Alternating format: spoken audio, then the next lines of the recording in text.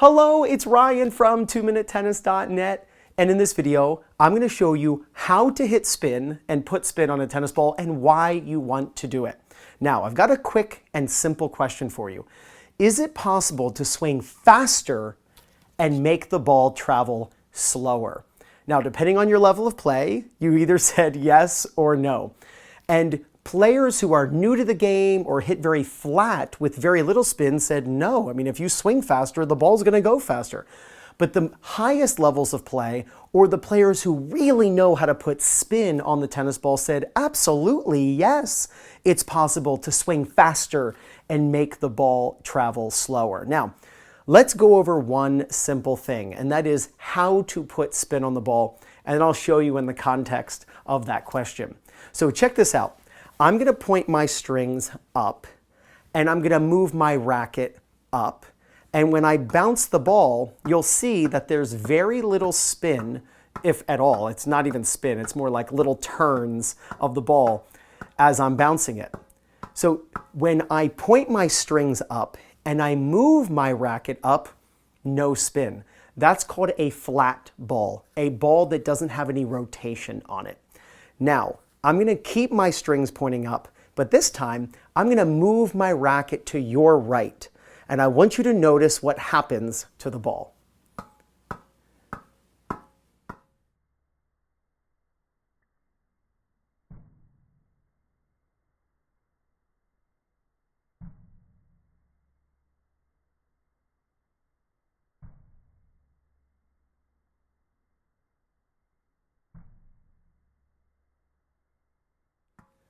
So this is actually a very good drill for you to practice if you're someone who doesn't put a lot of spin on the ball.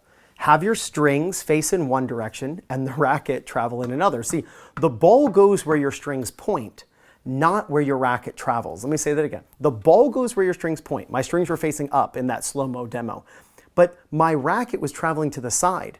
So the ball didn't pay attention necessarily to where my racket was traveling. It was paying attention to where my strings were pointing. The direction you swing, as long as it's different than the direction your strings are facing, is what imparts spin on the ball. So how can we use this to improve our ground strokes? Well, when we hit the ball, we need our strings to face our target. So at contact, you want your strings to face forward. But how do we put spin on the ball, and specifically topspin?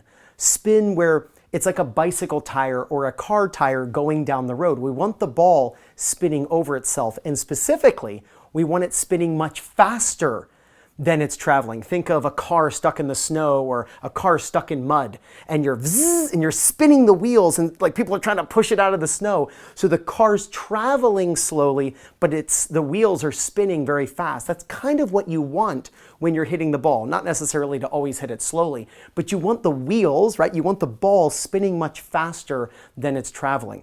So how do you do that? You do that by not pointing your strings forward and swinging forward, but you do it by pointing your strings forward towards your target and swinging up, getting the ball to rotate. So the best swing path, whether it's a forehand or a backhand, you can use, the most efficient swing path, is the high, low, high swing path. The high, low, high is how you get racket speed and control.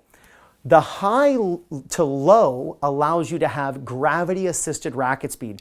It's kind of like driving your car downhill or riding your bike downhill. You can go much faster than when you're going uphill. So it's the same idea. A lot of players, they put their racket down right away, and then they fight gravity and they go up. It'd be easier and more efficient if you just turned high from the beginning, tip of the racket pointing up. Then you get gravity-assisted racket speed. Now the key to this, though, is we want to drop, but we also want to drop the body because we have to get the racket lower than the ball. The only way to go up to contact, which is what you want in order to put topspin on the ball and then spin that ball down into the court. The only way to swing up to something is to first be below it. So when you drop, you can't drop to the level of contact, which is what many players do. They drop to the level of contact, they hit flat into it, and then they swing up, and they think they're using the high-low-high. But the real way to control the ball is to make sure you drop below contact, then go up to the ball and brush. Again, strings facing forward, racket traveling up. Now, in my experience, a lot of players can learn the high, low, high. But typically when they get to the ball, their strings are facing up. And by the way, this is all the same on the two-handed and one-handed backhand, and I'll demonstrate those. But players don't like swinging high, low, and getting below the ball and then high again, because at contact, the strings are usually facing up. And why is that? Because they don't close the racket at the bottom of the swing. Let me explain. When you're using the high, low, high, we have to tilt the strings down. Let me show you from the back. You want to tilt the strings between anywhere from 30 to 45 degrees, and that really depends on the grip. I'm giving you just a ballpark. You see some pros and they close a lot, and some pros close very little, but the pros do close their racket. For the ease of the video, just think 45 degrees and that'll be fine. So I want you to drop your racket, and you can film yourself to make sure of this, and tilt your strings down. That's going to allow you to swing from below the ball to above the ball. Now remember, if you swing faster, how do you make the ball go slower? By allocating the racket speed into the rotation of the ball instead of the speed. See, your racket speed, think of it as money, buys two things: rotation and speed. So rather than thinking, oh, I'm going to hit this ball and make it travel fast, think, I'm going to get below the ball and then spin from going below contact to above contact, where you really feel like after contact, your racket almost goes straight up. That has to be the feeling. It's not what happens, but it has to be what you feel, that after you hit the ball, that you're coming up, and that after contact, the swing gets super steep. That's going to get your swing speed to make the ball spin so that you can swing faster, but the ball doesn't go faster. And why is that good? Because that's how you control the ball. There's so many players who, when they swing flat, the ball takes off and they start swinging faster and faster, and they're like, oh my gosh, how do the pros keep the ball in play? Because the pros don't rely only on gravity. They also use spin to help pull that ball down. So I want you to practice, whether it's on your forehand or your backhand. And the Topspin Pro is the perfect product for this. I want you to practice the high, low, closing the racket face, getting below the ball, spinning up the back. Don't hit the ball, spin the ball, whether it's the two-hander or one-hander. Get the ball to rotate over itself. Tennis is a lifting game. I had someone in the comments just today in one of my videos said, can someone explain to me, and I answered it, but someone said, can someone explain to me how tennis is a lifting game? I don't get it.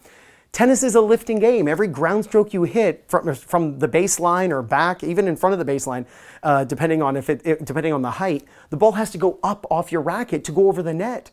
Well, you don't want it to take off and hit the fence, right? You need it to be brought down with spin.